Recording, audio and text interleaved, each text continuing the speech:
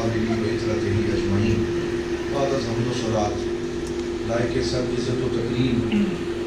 حضور قبلہ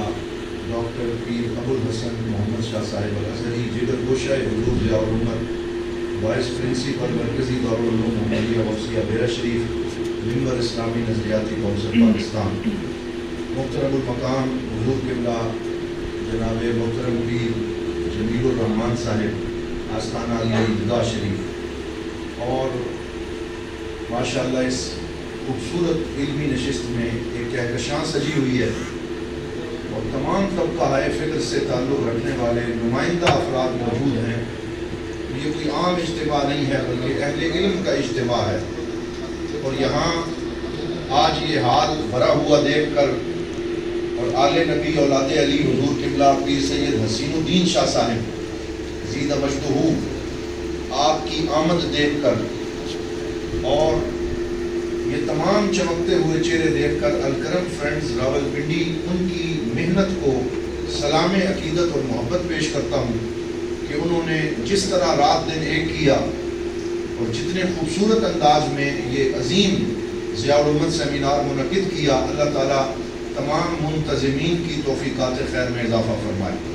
لیکن آستانہ علیہ بیرہ شریف کا ترجمان ہونے کی حیثیت سے میں حضور غریب نواز اور حضور دیوان کریم حضرت قبلہ پیر محمد امین الحسنات شاہ صاحب دامت برکاتہم القدسیہ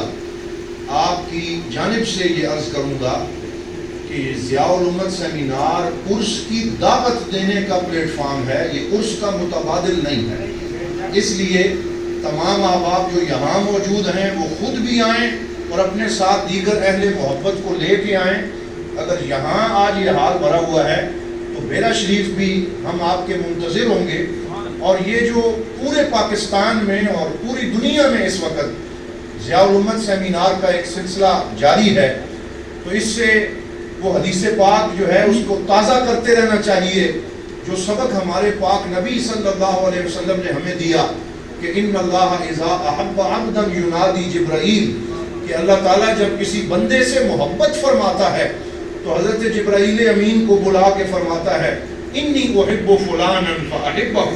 کہ میں فلاں بندے سے پیار کرتا ہوں تو بھی اس سے پیار کر۔ پھر سارے آسمان والے اس سے پیار کرتے ہیں، ثم یودع لہ القبول فی الارض، پھر زمین پہ اس کی قبولیت کو اتار دیا جاتا ہے۔ کوئی لاکھ باتیں کرتا رہے اور کوئی اپنے ظرف کا اظہار کرتا رہے، الحمدللہ حضور ضیاء الامت کی قبولیت عامہ اور لوگوں کی آپ سے محبت اس بات کا اظہار کر رہی ہے کہ ہم خود نہیں آئے بلکہ حضور ضیاء الامت کی محبت کو اللہ تعالیٰ نے دلوں میں اتار دیا ہے۔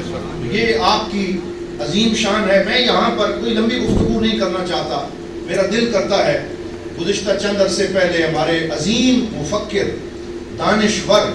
اور عظیم ساتھی علامہ رضا الدین صدیقی رحمۃ اللہ تعالیٰ علیہ ہم سے بچھڑ گئے۔ میں چاہتا ہوں کہ آج راولپنڈی کے سیمینار میں کوئی نئی بات نہ کروں، میں ان کے چند جملے دہرا دوں، اور میں یہ کہنا چاہتا ہوں آن دا ریکارڈ کہ وہ ایسے جملے ہیں جو الہامی بصیرت محسوس ہوتی ہے کہ جو حضور ضیاء الامت رحمۃ اللہ تعالیٰ علیہ کی شاگردی اور ان کے قدموں میں بیٹھنے کی برکت سے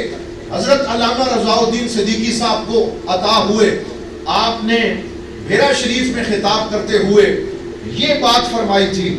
آپ نے فرمایا کہ حضور ضیاء الامت رحمۃ اللہ تعالیٰ علیہ نے امت میں امت نہیں بننے دی، اور آپ نے کہا کہ ہم امت کی مین سٹریم کے ساتھ چلنا چاہتے ہیں، ہم سٹیٹ اندر سٹیٹ کے قائل نہیں ہیں، ہم امت میں کوئی نیا دھڑا نہیں بننا چاہتے، ہم کسی نئے فرقے کو قائم نہیں کرنا چاہتے۔ اور پھر انہوں نے ڈاکٹر برہان احمد فاروقی رحمۃ اللہ تعالیٰ علیہ کا وہ شورۂ آفاق جملہ دہرایا تھا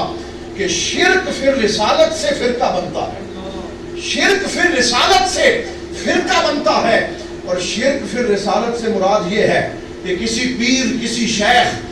شیخ طریقت کی رائے کو نعوذ باللہ حضور صلی اللہ علیہ وسلم کی رائے پہ ترجیح دی جائے یا حضور کے مقابلے میں رکھا جائے۔ حضرت پیر محمد کرم شاہ الازہری رحمۃ اللہ تعالیٰ علیہ کا آپ کا ترہ امتیاز یہ ہے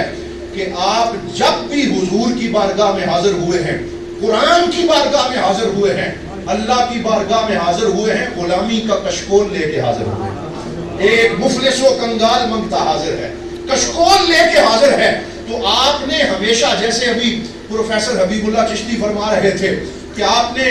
تجدید کی ہے، آپ نے تجدد نہیں کیا۔ تجدید اور تجدد میں فرق ہے۔ تجدید کسی نئی رائے کو اپنانے کا نام نہیں ہے، تجدید امت کے اندر تغیر و تبدل کا نام نہیں ہے،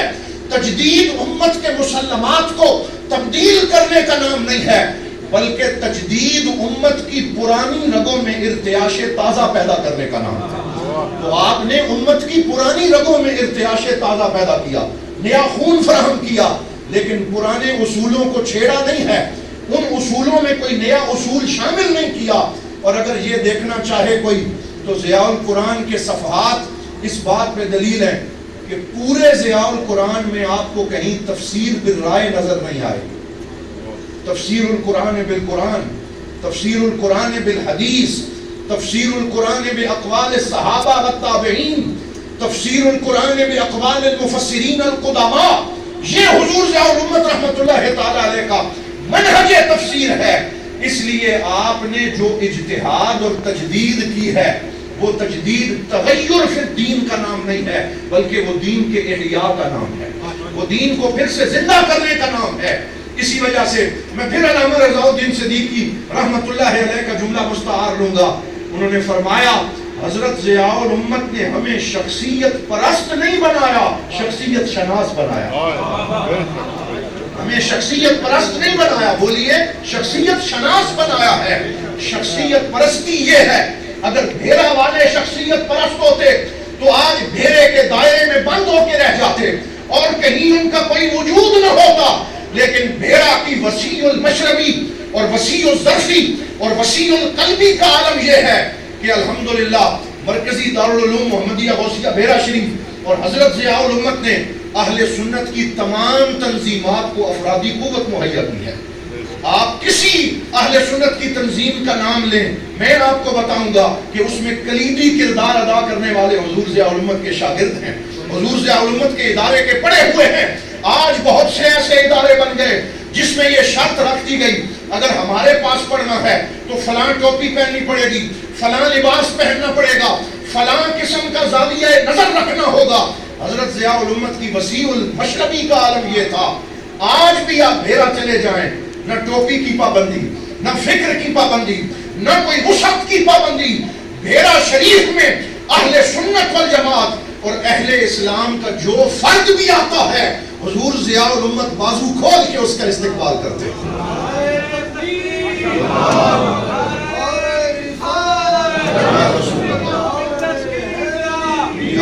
تو یہ اللہ محترم، یہ جو ایک وسیع الفکر، وسیع القلب، وسیع المشرب، یہ صوفی ہوتا ہے۔ صوفی وہ نہیں ہوتا کہ اگر کوئی کہے جی میں سلسلہ چشتیہ کا بیعت ہوں، ایسا بھی سلسلہ شروع ہو گیا تو وہ دوسرے سلاسل کے اوپر پھپتیاں کسنے شروع کر دیتے کہ ہم جتنے واصل باللہ ہیں فلاں اتنا نہیں ہے، اور نقش بندی کوئی ہو تو وہ چشتی کے بارے میں بات کرے۔ یہ تصوف نہیں۔ حضرت ضیاء الامت جس تصوف کی روایت کے امین تھے وہ روایت یہ تھی کہ آپ تمام سلاسل طرق، تمام بزرگان دین کا یکساں طور پہ احترام کرتے تھے۔ پروفیسر محمد حسین قاسی سیال کوٹ سے جن کا تعلق ہے، بہت بڑے ادیب، مفکر اور صوفی، بڑی خوبصورت ان کی تحریریں ہیں۔ ایک دفعہ مجھے ایک بزرگ فرمانے لگے کہ پروفیسر محمد حسین قاسی کی آنکھوں سے آنسو جاری ہو گئے جب حضرت ضیاء الامت کا نام لیا، اور ساتھ ہی کہنے لگے کہ حضرت ضیاء الامت سے میری محبت کی ہزار وجوہات ہیں، لیکن ان میں سے سب سے بڑی وجہ یہ ہے کہ ضیاء القرآن میں جب بھی حضرت مجدد الفسانی کا ذکر کرتے ہیں تو حضرت ضیاء الامت کی قلم سے محبت ٹپکنا شروع ہو جاتی ہے اور عشق نظر آتا ہے۔ یعنی جس صوفی روایت کا حضرت ضیاء الامت نے تذکرہ کیا، محبت سے کیا، وارفتگی سے کیا، اور کہیں تصوف میں بھی مناپلی نہیں بننے دی، کہیں تصوف میں بھی آپ نے کوئی ایسی رائے اختیار نہیں کی کہ ہم ٹھیک ہیں کوئی اور ٹھیک نہیں ہے، بلکہ فرمایا وَكُلُّهُمْ مِن رَسُولِ اللَّهِ مُلْتَمِسٌ غَرْفًا مِنَ الْبَحْرِ أَوْ رَشْفًا مِنَ الدِّيَابِ۔ سب کو فیض حضور کی بارگاہ سے مل رہا، اس وسعت قلبی کی ضرورت ہے۔ اور پھر آپ نے ایک اور جملہ یہاں عرض کرنا چاہتا ہوں کہ آپ نے پوری ضیاء القرآن شریف میں تجزیہ نہیں کیا، تحلیل نہیں کی. آج کل بعض لوگوں کو تجزیے اور تحلیل کی عادت پڑ گئی. ایک کتاب جس کو جو ہے وہ بہت بڑا عالمی ایوارڈ دیا گیا، سیرت کی کتاب ہے، محمد حسنین ہیکل نے لکھی ہے. علامہ محمد سعید رمضان بوٹی رحمۃ اللہ تعالیٰ علیہ نے اس پہ اوپر اپنے مقدمے میں، فقہ السیرہ کے مقدمے میں فرمایا کہ جہاں بھی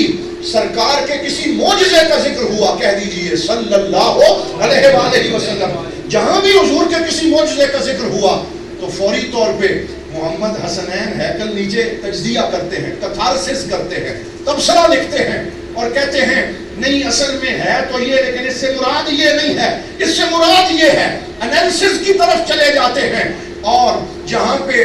الم تر کیف فعل ربک باصحاب الفیل کا ترجمہ کرتے ہیں تو کہتے ہیں نہیں وہ ابابیل نہیں آئے تھے، وہ اصل میں ابرہا کے لشکر کے اندر کوئی خاص بیماری اللہ نے پیدا کر دی، اس سے وہ مر گئے. ابابیل کیسے آ سکتے ہیں، وہ کنکریاں کیسے پھینک سکتے ہیں، یہ تو ممکن نہیں ہو سکتا. تو جہاں بھی بات عقل کو سمجھ میں نہ آئی، تجزیہ شروع کر دیا، کتھارسس شروع کر دیا، اپنی رائے دینی شروع کر دی. لیکن جب بات آئی نا حضرت ضیاء الامت کی، جب بات آئی ضیاء القرآن کی، جب بات آئی اس مفکر اسلام کی، جب بات آئی اس مجدد وقت کی، تو آپ نے فرمایا سرکار دو عالم کی ذات کا تجزیہ نہیں کیا جاتا، حضور کی ذات سے خیرات لی جاتی.